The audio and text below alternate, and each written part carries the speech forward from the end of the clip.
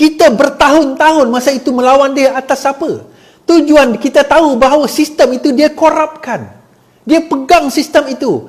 Anda ingat bahawa orang-orang di dalam kerajaan sekarang ini tak ada ke yang setia dengan Mahathir? Ramai lagi setia dengan Mahathir. Kita tahu tak kenapa 22 bulan itu kita tak boleh bawa agenda reform? Kerana apa? Kerana pada waktu itu orang-orang itu bukan setia kepada Pakatan Harapan. Pegawai kerajaan itu bukan semua ada di kalangan mereka bukannya setia pada Pakatan Harapan, tetapi mereka masih lagi mendengar apa? Setianya kepada UMNO, setianya kepada Mahathir. Apabila dia cuba membawa kononnya agenda reformasi, Akram Shah kata, oh Mahathir membawa agenda reformasi. Reformasi apa? Reformasi my food lah. Mahathir tak pernah membawa agenda reformasi. Agendanya, agenda dia sendiri. Jadi bila orang sebijak Mujahid, orang sebijak Anthony Loke, orang sebijak Khalid Samad, boleh termakan dengan kata-kata kata-kata ialah permainan daripada Mahathir ini. Kadang-kadang saya kata macam saya tak boleh brain. Saya tak boleh brain. Dia kata sebab kalau Mahathir ada GPS akan sokong. Kalau GPS tu nak sokong, dia dah sokong dulu dah. Dulu dia dah sokong, kenapa sekarang dia tak sokong lagi? Kenapa sekarang dia nak sokong, dulu dia tak nak sokong? Apa isu dia? Kenapa sekarang dia beria-ia kat kononnya nak sokong, dulu dia tak nak sokong? Masa tu kita kerajaan, lagi patut dia sokong masa tu. Kalau dia betul-betul, masa kita PH tu, sepatutnya pada masa itu dia nak melompat sebab dia nak jadi kerajaan. Kenapa masa tu dia tak sokong? Tiba-tiba sekarang dia kata nak sokong. Apa alasan dia? Sebab sekarang dapat jawatan. Dulu tak boleh bagi jawatan. Sama je. Sekarang boleh dapat TPM. Dulu tak boleh tawar TPM. Sama je. Benda yang sama. Cerita yang sama. Alasan yang sama. Jadi sebab itu saya kata bahawa ini semua hanya alasan-alasan kita untuk memastikan bahawa Tun akan terus berkuasa. You letaklah 6 bulan ke 12 bulan, akhirnya dia akan berkuasa. Dan akhirnya kita, kalau kita tunduk kepada apa yang dia buat, kita ni tidak lain hanyalah orang yang tunduk dan tidak ada telur. Nak melawan Tun pun tak berani, tak payahlah korang pegang kerajaan. Itu je naratif. Itu je rakyat fikir dengan kita. Kalau dengan Tun pun korang tak berani, tak payahlah cakap lawan, tetap lawan. Reformasi. Dah tak payah. Kita ucap reformasi pun orang maki lah. Reformasi apa? Dengan Tun orang tua tu tak nak lawan. Tak berani nak lawan. Reformasi apa tu? Malulah nak ucap reformasi ni.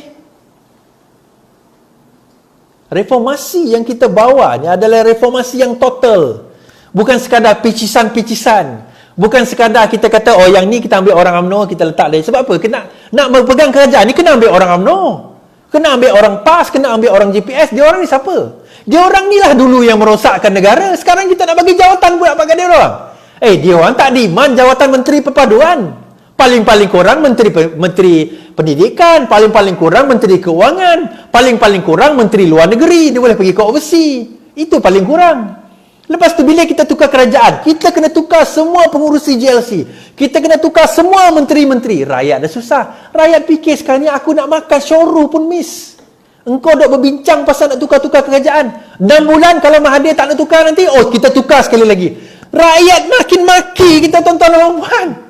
Lagi dia maki kita, apa kerajaan macam ni? Konon reformasi, tapi akhirnya engkau pun sama dengan Mahathir.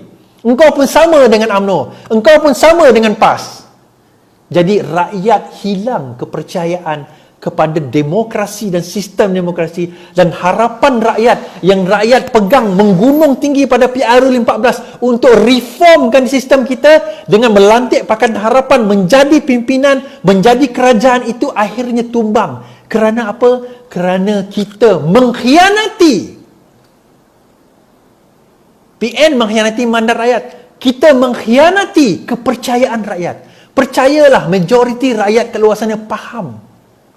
Majoriti rakyat di luar sana faham pegangan keutuhan. Sebab itu bila PH hari itu, bila PKR membuat satu resolusi bahawa berpegang teguh bahawa Anwar menjadi Perdana Menteri, saya lah antara orang yang lega hati. Ada orang tanya saya, dah dapat nombor ke? Anwar boleh jadi PM ke? Tak ada, Anwar tak boleh jadi PM.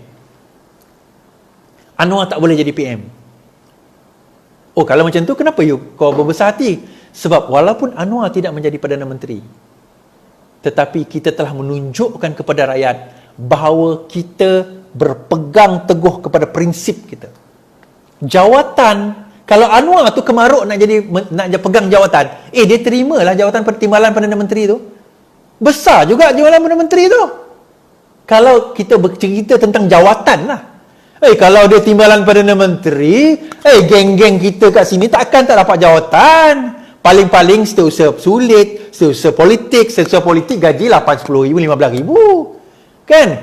PA berapa gaji? Takkan kita pun tak dapat jawatan. Kerana apa? Kerana kita memikirkan, kita tak nak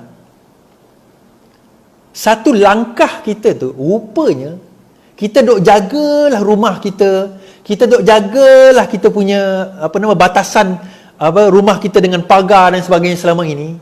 Rupanya satu langkah kita buka pagar tu, kita bawa babi masuk, dia musnahkan semua tanaman kita.